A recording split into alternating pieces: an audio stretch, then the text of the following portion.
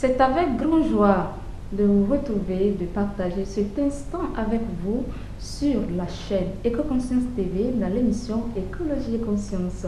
Aujourd'hui, nous sommes avec la FAO, l'Organisation des Nations Unies pour l'alimentation et l'agriculture, spécialement avec le chargé de programme de la FAO au Togo, M. Oyetunde Diwa. Il est avec nous, il est notre invité pour ce numéro. Il va nous aider à mieux cerner, à décortiquer les grands axes du projet d'appui à la valorisation et à la modernisation des filières des produits non ligneux au Togo. Les produits non ligneux au Togo, nous allons comprendre mieux ce projet. Bienvenue. Éco-Conscience TV pour des citoyens éco-responsables. Bienvenue dans l'émission Écologie et Conscience. Très ravi de vous avoir avec nous ce matin. Et M. Oyetunde Diwa. Merci, bonjour Rolande, c'est un plaisir pour moi. Alors, nous sommes là pour parler d'un projet que vous accompagnez avec le ministère de l'Environnement et des Ressources forestières, c'est-à-dire le projet d'appui à la valorisation et à la modernisation des filières de produits non ligneux au Togo. On peut avoir une idée sur ces produits-là et qu'est-ce qu'un produit non ligneux? Alors, les produits forestiers non ligneux, c'est tout ce qu'on peut récolter dans une forêt ou dans un arbre, autre que le bois. Ça va dans du gibier pour certains, jusqu'aux champignons, au miel, aux insectes, aux fruits. Tout ce qu'on peut avoir comme produit dans une forêt et qui n'est pas ligneux, qui n'est pas du bois.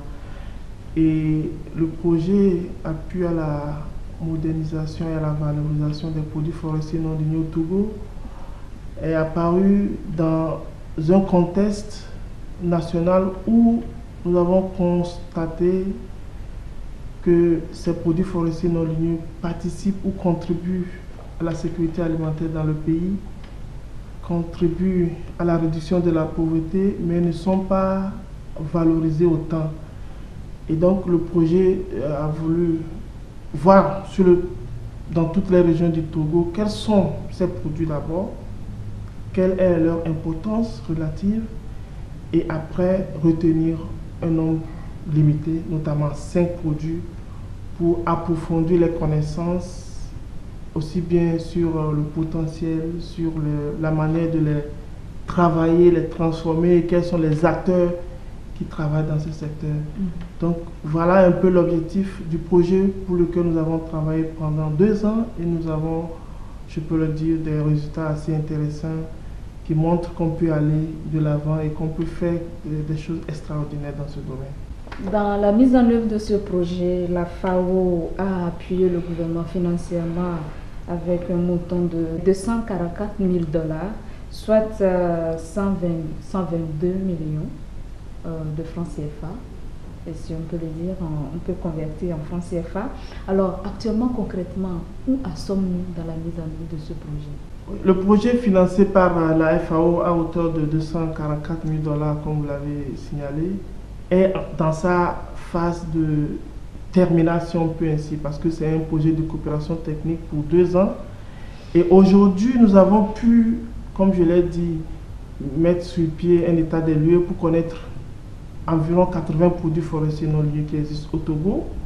Et sur cette base, avec tous les acteurs, nous avons retenu 5 qu'on estime les plus importants sur le plan potentiel, sur le plan niveau de valorisation et de transformation. Et aujourd'hui, le projet a fait son chemin. On a retenu 5 projets, on a identifié les acteurs, on a identifié aussi les besoins en formation et ces formations ont été faites à l'intention de ces acteurs. Nous avons diffusé 5 guides de bonnes pratiques sur le miel, le karité, le néré, sur les plantes médicinales et sur la plante moringa aujourd'hui. Nous avons aussi, en dehors de ces renforcements de capacité, cette meilleure connaissance du secteur, on a identifié quelques acteurs qui sont déjà dans la transformation à qui on a remis ou on a apporté du matériel pour un peu soulager la transformation et pour passer un peu de la transformation artisanale à une transformation semi-moderne. Et nous avons aussi pu faire beaucoup de communication, y compris avec votre Éco-Conscience, qui nous a fait des documentaires de très courte durée sur ces 5 produits qui va être diffusé. Et nous estimons que ce n'est qu'un début de travail. Maintenant que nous connaissons mieux la chaîne de valeur de ces 5 produits et qu'on connaît aussi les faiblesses en termes de besoin en renforcement des capacités, il est envisagé avec le gouvernement d'avoir un programme plus structuré, plus conséquent et pour voir comment en termes de ODD 2, ODD 1, ODD 13 et 15, comment on peut à travers les produits forestiers non ligneux contribuer à ces ODD. Et surtout, on a pu remarquer que c'est les femmes qui sont beaucoup plus dans cette question-là, que ce soit dans la collecte de ces produits, dans leur transformation, dans leur commercialisation. C'est vraiment un volet, un moyen sur lequel on peut travailler et apporter une valeur ajoutée, permettre aux femmes d'aller vers l'autonomisation et libérer la femme d'un certain nombre de fardeaux ou de contraintes liées à la transformation de ces produits. Oui, comme M. Diwa vient de l'expliquer, nous avons été aux côtés de la FAO sur le terrain et je vous laisse découvrir un élément sur le Néré qu'on avait produit sur le terrain.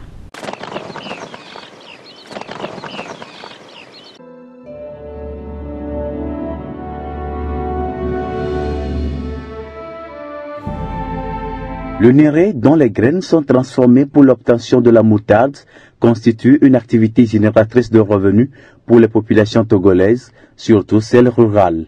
D'un potentiel brut évalué à environ 143 000 tonnes en 2017, il est aujourd'hui question de beaucoup plus valoriser cette essence non ligneuse, d'où sa prise en compte dans le projet Appui à la valorisation et à la modernisation de la filière des produits forestiers non ligneux au Togo, une initiative du ministère de l'Environnement et des Ressources forestières, financée par l'Organisation des Nations Unies pour l'alimentation et l'agriculture, pour assurer la sécurité alimentaire de la population. Lorsque nous prenons par exemple la moutarde, où les gens ont plus de la peine pour décortiquer, pour enlever la coque et utiliser la graine même, il y a des outils qui peuvent permettre de décortiquer ces graines-là pour alléger un peu le travail des femmes qui transforment les graines de néré en moutarde. De la graine de néré à l'obtention de sa moutarde, la transformation nécessite 11 étapes successives qui rendent le travail compliqué à ces transformatrices,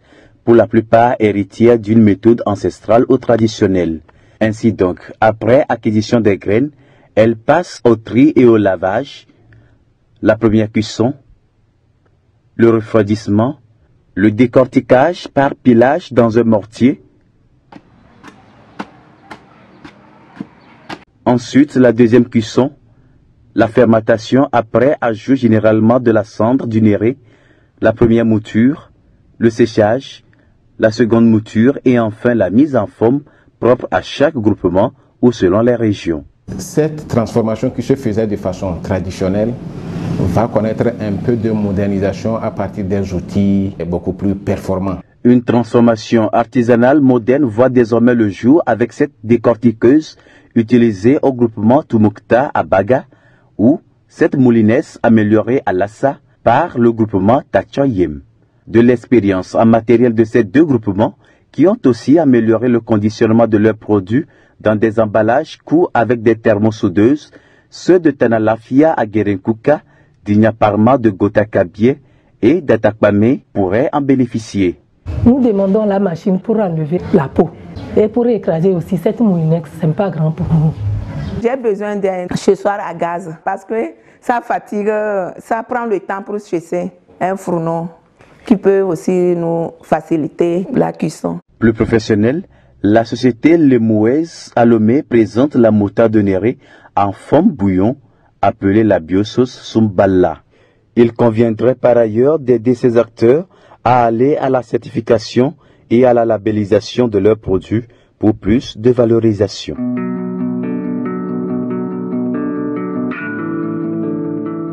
Voilà, M. Diwa, et nous venons tous ensemble de voir cet élément qui nous a amenés au cœur, à l'intérieur du Togo, dans les coins vraiment, où on a vu, comme vous venez de le dire, les femmes comme acteurs dans ce domaine. Un mot sur ça. Merci beaucoup. Ce documentaire, on a vu des femmes à Gouta-Kabier, des femmes à Guérenkouka, à Lassa et dans les savanes qui transforment les graines de néré en moutarde. Et tout le monde sait dans la cuisine africaine, ou en tout cas dans la cuisine togolaise, l'importance de cette moutarde. Mais vous avez pu remarquer aussi, une des contraintes majeures, c'est comment se débarrasser de la peau, oui, ou de la coque, si on peut le dire ainsi, pour avoir la graine qui est à transformer. Et c'est là où les femmes souffrent le plus pour pouvoir soit piler, soit même piétiner, tous les moyens pour se débarrasser de la peau. Et aujourd'hui, une des actions à mener, c'est de trouver un moyen mécanisé pour soulager ce travail. Et je pense qu'au Togo, un promoteur a déjà fait du travail là-dessus et nous comptons travailler davantage avec lui pour avoir cette machine-là qui soulagera ce travail. Vous avez vu aussi qu'en termes d'hygiène et de qualité, il faut un séchage. Oui. Et justement, lors du séchage à l'air libre, on peut contaminer le produit et intoxiquer les consommateurs. Donc il faut aussi travailler sur comment utiliser les séchoirs solaires pour aider les femmes à sécher dans de bonnes conditions d'hygiène la moutarde pour avoir une moutarde de qualité. Voilà les aspects sur lesquels nous comptons travailler davantage à l'issue justement de cette mission et de ce travail qu'on vient de regarder sur la vidéo. Merci. Merci. Alors, c'est intéressant de voir toutes ces actions que vous menez aux côtés du gouvernement. Et dans ce projet, concrètement, à Moumou, quel a été réellement le rôle de la femme, à part financer le projet? Dans le cadre de ce projet, c'est vrai, la FAO apporte un appui financier, mais l'argent en tant que tel ne fait pas le travail. Donc nous avons identifié au niveau national, et Dieu merci, c'est des Togolais, pour faire toutes les enquêtes, toutes les études, pour qu'on connaisse davantage ces 5 secteurs. Aujourd'hui, on sait par exemple qu'au Togo, le potentiel en termes de karité, par exemple, on peut aller jusqu'à 80 000 tonnes de production annuelle. Alors qu'aujourd'hui, quand on voit toutes les statistiques, on n'a pas 80 000 tonnes de karité. Le potentiel est là. Comment faire pour que cela devienne une réalité? On sait par exemple qu'en matière de miel, le Togo produit près de 300 000 tonnes de miel. C'est important. On sait aussi que près de 100 000 ménages interviennent dans ce secteur-là. Voilà, donc le travail permet de montrer l'importance d'abord de ce secteur à travers les études, à travers une meilleure connaissance des différents maillons de la chaîne. Ensuite, il faut faire des formations et le projet a permis de réaliser un certain nombre de formations dans les régions. On a aussi fait des appuis aux directions régionales, les 5 directions régionales du ministère de l'Environnement et des Ressources forestières, pour leur permettre d'organiser dans chaque région des ateliers, des réunions avec les différents acteurs. Cela aussi participe à un de notre rôle d'approcher l'administration publique aux utilisateurs, aux bénéficiaires des forêts et des ressources forestières pour créer ce lien, pour que ce soit 2 entités qui se parlent, qui travaillent ensemble, au lieu de les voir comme une administration qui est policière et qui est derrière les gens pour que les gens n'utilisent pas les ressources. Parce que les forêts, elles sont à protéger pour être utilisées, pour servir aux gens. Maintenant, vis-à-vis des bénéficiaires directs, nous avons parlé aussi du matériel. Vous allez voir sur le terrain, vous allez voir aussi quelques stocks qu'on va encore distribuer. Tout ça permet à des femmes d'avoir du matériel et de savoir que l'activité qu'elles mènent cette activité est reconnue par le gouvernement, qui les encourage et qui est convaincu que par la transformation des produits forestiers non ligneux, des femmes peuvent sortir de la pauvreté. Merci beaucoup, Diwa, de nous expliquer tout ce processus très important parce que nous devons comprendre ce qui est, surtout ce thème, les filières des produits non ligneux au Togo.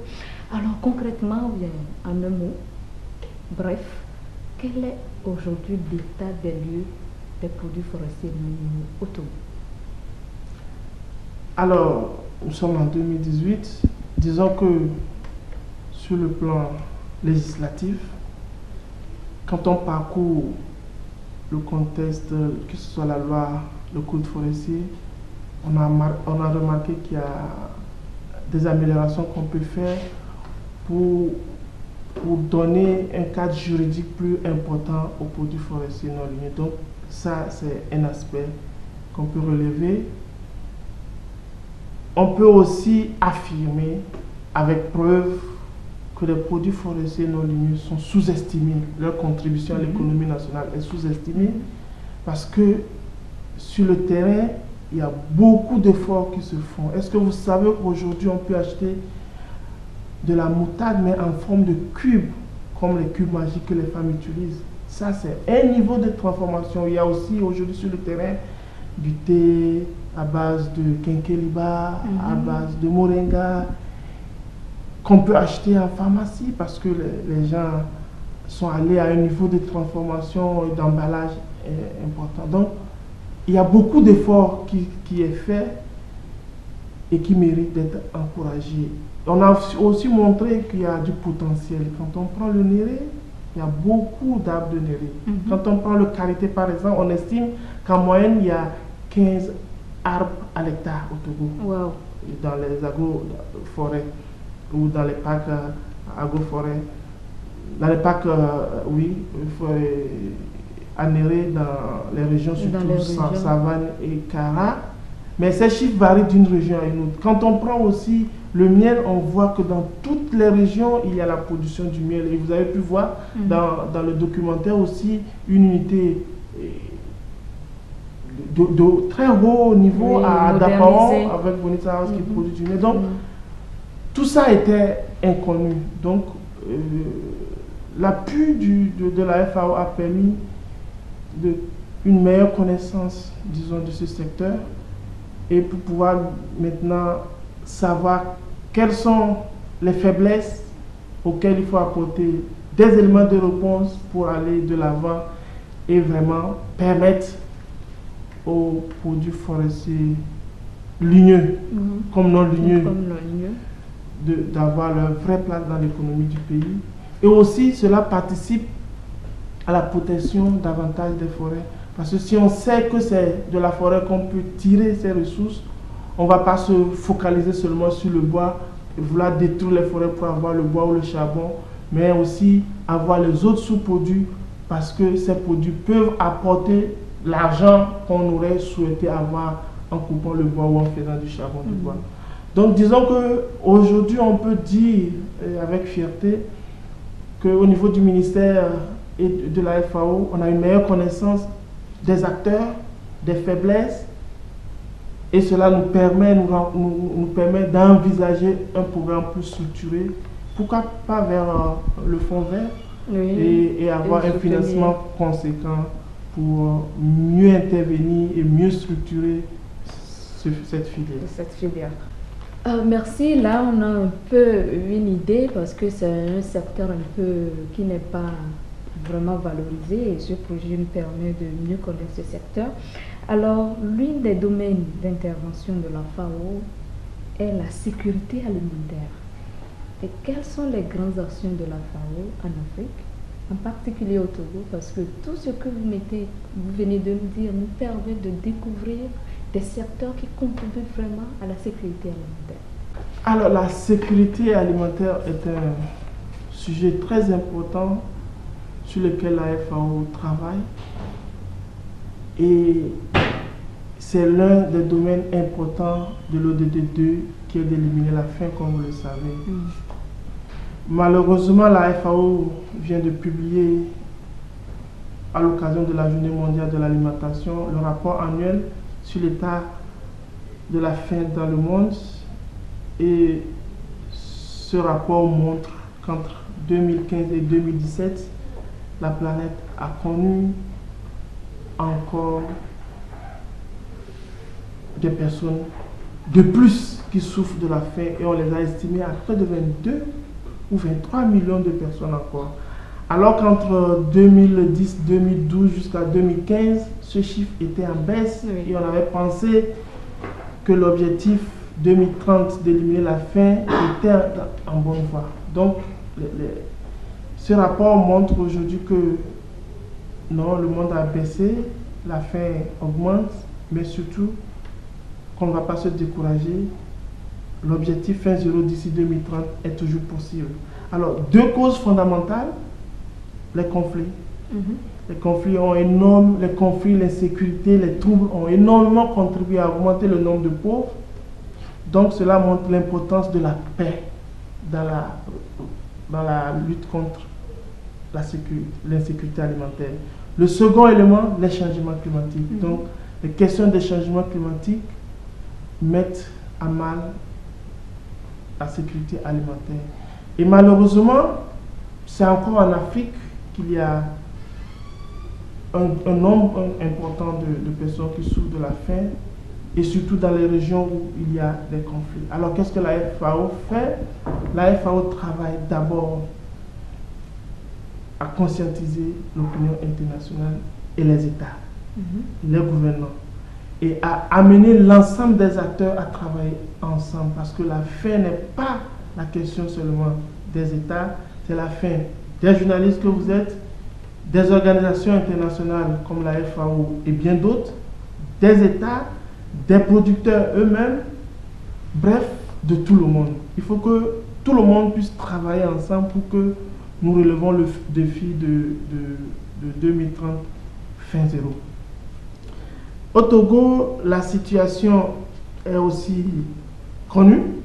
On sait qu'entre 2000 et 2012, le Togo a fait beaucoup d'efforts pour réduire le nombre de personnes qui souffrent de la faim. D'ailleurs, c'est ce qui a valu un certain nombre de prix que la FAO a décerné à quelques pays, dont le Togo. Et pour la FAO, c'était de réduire au moins à moins de 5% la proportion de personnes qui souffrent de la faim dans chaque pays. Et on a estimé qu'entre déjà en 2012, 2014, 2015, le Togo était à 11% et on encourageait l'État à aller de l'avant pour que d'ici 2020, on puisse aller en dessous de 5% de personnes qui souffrent de la faim. C'est un défi énorme. La FAO travaille aux côtés du gouvernement pour définir les meilleures politiques pour y aller, et ces politiques doivent aller dans tous les secteurs, que ce soit en matière d'accès à la nourriture, donc toutes les politiques qui visent à avoir des routes pour aller dans les zones de production, à augmenter le niveau de revenus des gens pour qu'ils puissent acheter la nourriture avec les revenus décents, tout ça. La disponibilité, donc toutes les politiques qu'on met en place pour produire davantage, et c'est l'objectif du PNSA. Et en termes aussi d'adéquation, d'utilisation, donc toutes les politiques qui visent à mieux travailler les systèmes alimentaires pour que l'alimentation soit riche, pour que les différentes spéculations, variétés soient bien utilisées, pour que ça serve comme nourriture et non comme des poisons. Donc voilà un peu l'approche et les actions. Et comme la FAO n'est pas un bailleur de fonds, mais une agence technique d'exécution, nous avons quelques financements au titre de la coopération technique pour aider le pays à mieux connaître et à mieux avoir les meilleures approches, les meilleures solutions que le pays propose aux bailleurs pour financement. Voilà un peu ce que nous faisons dans le pays, et nous apportons aussi des appuis institutionnels aux acteurs dans ce domaine. Merci beaucoup. Oui, comme on le voit si bien avec l'objectif 2 des objectifs de développement durable, l'ODD 2 qui vise à éliminer la faim, assurer la sécurité alimentaire, améliorer la nutrition et promouvoir l'agriculture durable. On a vu que la FAO est très engagée pour la réalisation de ce projet et de cet objectif. Merci beaucoup, merci Monsieur Diwa d'être avec nous, de partager avec nous cet instant et surtout de permettre de mieux connaître, bien de cerner les grands axes de projets d'appui à la valorisation et à la modernisation des filières des produits non ligneux au Togo. Merci beaucoup. Merci beaucoup également à Madame Aziaka pour cette interview et surtout pour tous les efforts que votre entreprise Éco-Conscience mène dans les actions en faveur du développement durable au Togo. Merci beaucoup et ce sera toujours avec plaisir que nous partageons avec vous nos actions et nos politiques dans le pays. Merci beaucoup. Merci d'avoir resté à notre compagnie dans ce numéro de l'émission Écologie et Conscience, un numéro spécialement consacré à l'Organisation des Nations Unies pour l'alimentation et l'agriculture, la FAO, qui accompagne le gouvernement togolais dans la mise en œuvre d'un projet d'appui à la valorisation et à la modernisation des filières des produits non ligneux au Togo. Nous étions avec notre invité, M. Oyetunde Diwa, chargé de programme à la FAO au Togo, nous a permis de cerner les grands axes de ce projet de 2 ans qui est à la fin et on a découvert ce secteur qui contribue à la sécurité alimentaire au Togo, surtout avec des acteurs sur le terrain, des femmes comme premier acteur et ainsi contribuer à la réalisation de l'ODD 2 et aussi les autres ODD, en l'occurrence la promotion de la femme. Merci d'être resté à notre compagnie. Nous vous donnons rendez-vous pour un autre numéro. D'ici là, restez là. Éco-Conscience est à votre disposition. N'oubliez surtout pas, restez avec nous sur nos pages YouTube, Facebook, Twitter et surtout sur notre site officiel écoconscience.tv. Merci beaucoup, merci chers auditeurs d'Éco-Conscience. Suivez toujours Éco-Conscience TV pour mieux comprendre le développement durable en Afrique et dans le monde. Merci et ciao.